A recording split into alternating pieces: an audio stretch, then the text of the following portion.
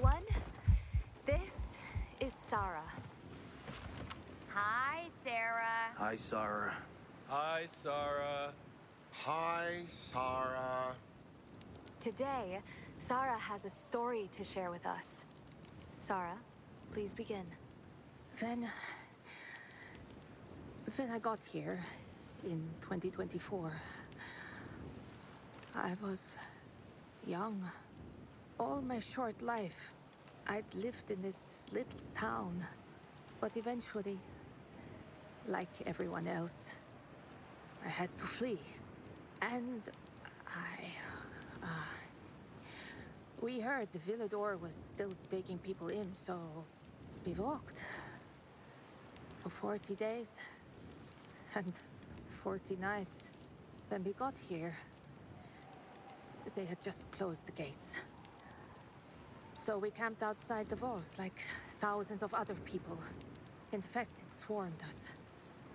We fought them off with rocks during the day. At night, they got more dangerous. Sometimes a sniper on the walls would have mercy and help. Eventually, some guy showed up. Told us he'd smuggle us in through the sewers. As soon as we got past the wall, he disappeared with all our stuff. Then a patrol caught us. Packed us in a truck. Laughing that they were taking us to the mosh pit. That's what they called the refugee camp at the stadium. We slept on pallet beds. Everyone fit for work dug latrines. And graves. 1 meal a day. No blankets. We were sick for almost a month.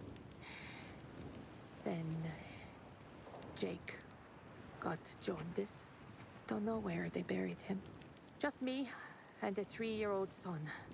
One night, power went out in the entire stadium. Black as the grave. There were 15,000 people there, without UV light. Panic broke out. I took Ben and started to run. We fought through the crowd. And then I heard noises, like fireworks. People started to point at something. I looked and saw some buildings spewing this yellow cloud. And these things flying over the city like giant bees. Black Monday. January 6th, 2025. They started dropping chemical bombs, that yellow dust everywhere. The whole camp started to run. I got knocked to the ground and I lost track of Ben. I was screaming his name, but the crowd was so thick. I remember people pushing me into the street. I remember the smell of fear filling the air. The sky covered in a yellow haze. I blacked out. I woke up at dusk. Alone. On an empty roof. Between mangled bodies. I heard the infected feeding on corpses. I thought I would never see my son Ben again. I searched corpses for a week, looking for the body of my 3-year-old son.